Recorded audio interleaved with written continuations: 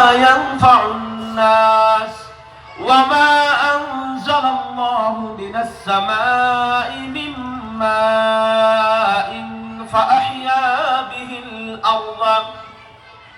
তার পিছত আল্লাহ পাকে কইছে মই মা আনজালাল্লাহু মিনাস সামা আকাশসমূহৰ পৰা যি পানী বৰ্ষণ কৰাইছো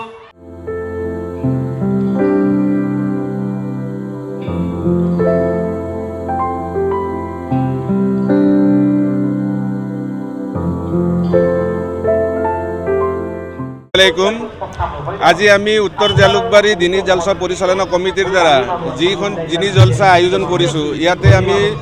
বিশিষ্ট অতিথি হিচাপে যিসকলক মাতিছোঁ তেওঁলোকৰ পৰা আমি যিখিনি ধৰ্মীয় জ্ঞান আমি আহৰণ কৰিছোঁ ইয়াৰ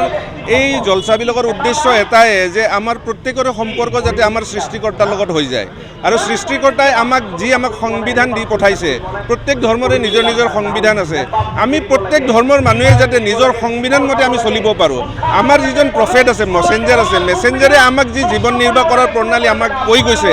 সেই প্ৰণালীবিলাক যাতে আমাৰ নিজৰ জীৱনৰ লগত আমি সেইটো সংগতি মিলাই আমি চলিব পাৰোঁ সেইটোৱে আমাৰ উদ্দেশ্য ইয়াতে আমাৰ বক্তাসকলে কৈ আছে আমাৰ দৈনন্দিন জীৱনত আমি যিবিলাক আমাৰ কাম কাজ এই কাম কাজবিলাক আমি কেনেধৰণে কৰিব লাগে আমি দেখিবলৈ পাইছোঁ যে আমাৰ প্ৰত্যেকজন ব্যক্তিয়ে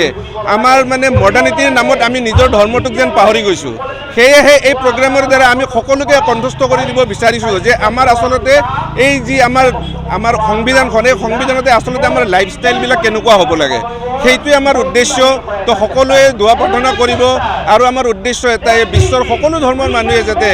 সকলো ধৰ্ম নিজৰ নিজৰ ধৰ্মগ্ৰন্থ হিচাপে নিজৰ নিজৰ ধৰ্ম পালন কৰিব পাৰে আৰু আমি সকলোৱে আমাৰ সকলোৰে সম্পৰ্ক যাতে আমাৰ সৃষ্টিকৰ্তাৰ লগত হৈ যায় এইটোৱে আমাৰ এই উদ্দেশ্য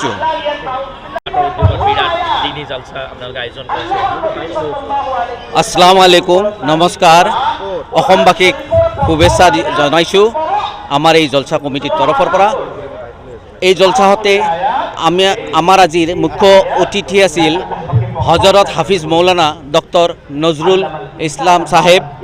তেওঁ অধ্যাপক মধ্য কামৰূপ মহাবিদ্যালয় চেঙা বৰপেটাৰ আৰু বিশিষ্ট অতিথি আছিল হজৰত মৌলানা আব্দুল কায়ুম ৰাইহান মুছাফিৰে Quran Islamic scholar director Divine School Kathiatoli Nagaon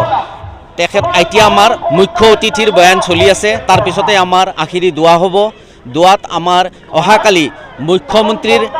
আমাৰ বাৰ্থডে আছে জন্মদিন আছে তেওঁৰ জন্মদিনত আমি আজি এই জলসাহতে তেওঁৰ দীৰ্ঘায়ু কামনা কৰি আমি ইয়াত তেওঁৰ হৈ দোৱা প্ৰাৰ্থনা কৰিম আৰু লগতে বিশ্ব শান্তিৰ বাবে আমি এই জলসা উদযাপন কৰিছোঁ সেই সমূহ ৰাইজৰ উপস্থিতি আমাৰ ইয়াতে দেখি আমাৰ খুব ভাল লাগিছে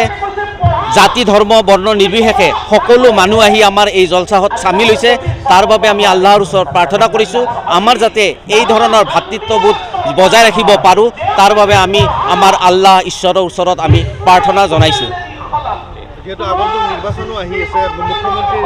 আগন্তুক আমাৰ এপ্ৰিল মাহমানত আমাৰ যি নিৰ্বাচন আহি আছে বিধানসভাৰ সেই নিৰ্বাচনত আমি মুখ্যমন্ত্ৰী ডাঙৰীয়াৰ নেতৃত্বতে আমি আমাৰ অসমত বিধানসভা চৰকাৰখন হ'ব বুলি বিজেপি চৰকাৰখন হ'ব বুলি আমি আশাবাদী আৰু তেওঁৰ দীৰ্ঘায়ুৰ লগতে আমি তেওঁৰ বলিষ্ঠ পদক্ষেপ আমি আশা প্ৰকাশ কৰিছোঁ।